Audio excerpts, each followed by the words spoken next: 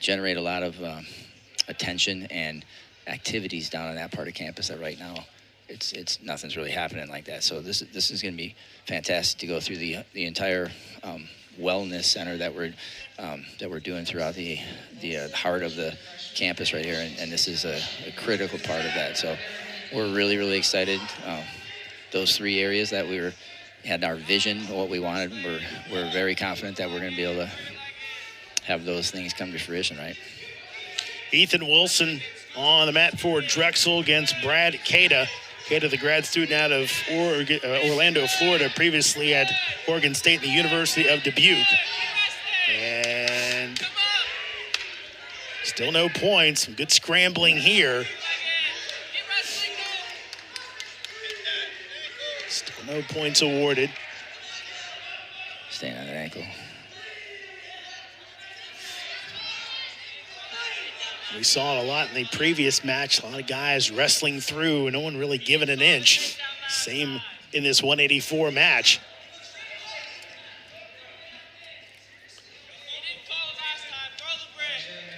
And I think, you know, I think we've talked about almost every angle of this, but I think one, and you referenced it before, is 3 points there for Wilson, but the generosity of the Meltzer family. And again, of course, I did some matches with Max, and, you know, they love wrestling in that family. How important is it, kind of that connection with them to the program, but also to this university? Yeah, you can't overstate it. You know, the generosity of the Meltzers. You know, like you just said, even down to Max as well, who's really helped us with a lot of different things. That family is fantastic, and they do so much, not just for the athletic department, but like you said, with different things on campus as well. So yeah, we wouldn't be here where we are today talking about breaking ground in, you know, less than a month if it weren't for Alan and Amy, for sure. 50 seconds to go in our opening period as the lead for Ethan Wilson, the redshirt freshman from Washington Township, New Jersey. And Billy, I'd be remiss if I didn't ask you, and again, we look like this one could go a while, as we have a stall warning on Kata, but what are you looking forward to most in retirement? Oh, man. Yeah, it's a double-edged sword, you know.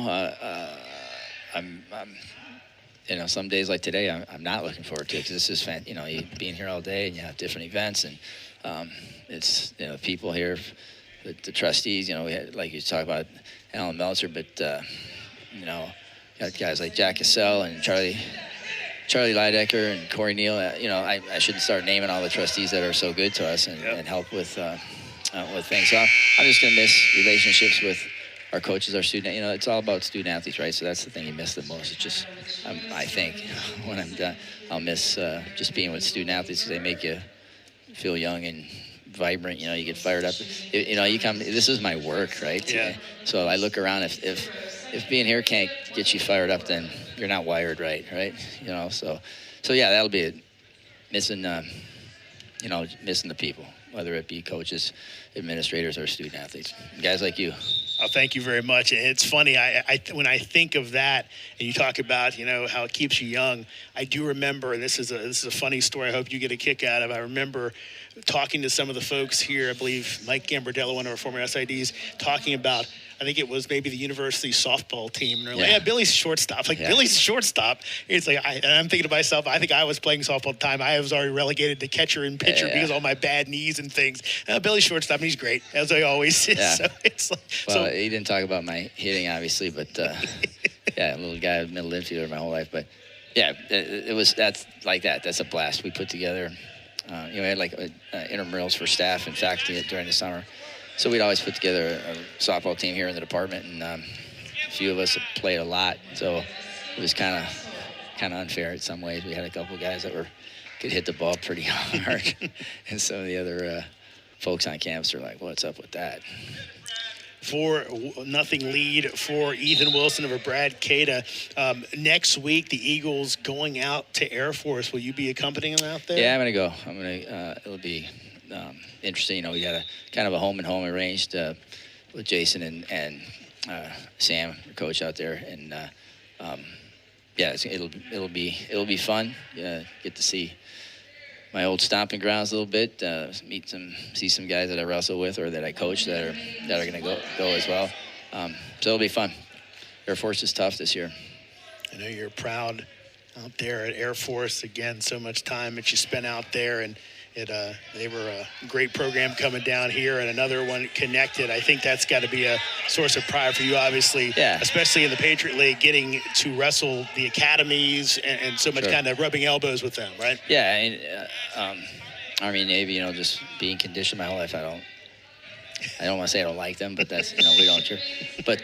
But make no mistake, we go to Air Force. I'm an Eagle right now. There's no, so yeah, I'll tell Sam Barber, their coach, that I hope they don't win a match. Hope we can sweep them. That'd be great.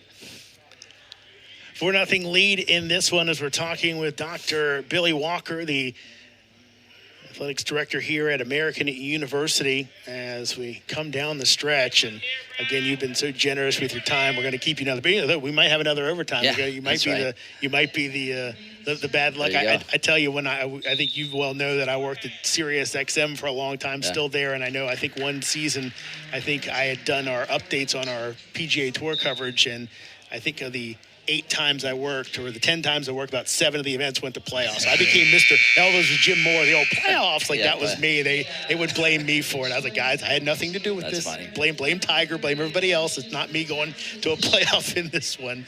Yeah, I always like hearing you and Dan Lang on the when you guys do your updates or whatever. Sometimes, as you know, text you give you a hard time. For those Drexel fans that may be watching us, of course, Dan, our great voice of the Eagles basketball programs and volleyball as well. And I think that's one thing that you guys have always done a great job with kind of everything with that first class vibe. And so many of the coaches around here who are very, very good coaches who always have stuck around. Maybe some folks thinking, they're still here, but because they're treated so well and have a chance to run their good programs. And again, that's a tribute to you and your staff and others have made this a great place for folks to feel comfortable coaching. Yeah, well, thanks. I agree.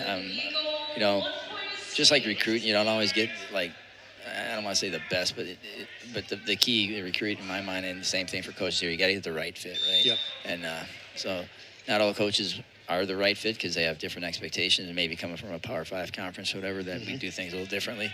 And that's great. In the search process, I make sure our coaches understand that we may be different than other places they've been, and they got to be able to buy on to that for us to bring them on board, into the family. So, and we do. Our coaches are world class in our department. I mean, if I had a child of that age who I wanted to wrestle or play whatever other sport with all our head coaches, I would love to have people, our kids play for them, because our coaches are really good. It sounds cliche, but they're really good at teaching our kids about life, helping them mature and turn into fantastic, contributors to our society, so to speak. So yeah, our coaches, and Jason is just an example of that, and his whole staff. Their coaches are fantastic. Well, about a minute left. Let's go ahead and get back to what we were talking about, Billy. The key points of the Meltzer Center, of course, groundbreaking coming up on March 1st, correct? Yep, that's it, March 1st. So, yeah, if you're on campus or you want to be on campus late afternoon, it'll be right out the back there by the, the backside, close to Reeve Soccer Field. And, it's going to be really, really exciting to get that project started. Yeah, and again, so much, as you talked about, weight room, competition rooms, locker rooms, all these wonderful amenities to make these already special student athletes even more special. Right. Yeah, it's everything's going to be, I know President Burwell, when we started, told me, okay, it's not a Cadillac, but it's a Chevy, I guess. We're not going to just put cool, unneeded things in there that aren't necessary. So we've got it. It's going to be a highly efficient facility, and it's going to be fantastic to help our student athletes. So win for Wilson, 10-1, the major decision. We know efficiency, you being a military man, that's your bag. Billy, thank you so much for joining us. All right, Jeremy, thanks, buddy. Appreciate it. We'll be back at our nation's capital after this.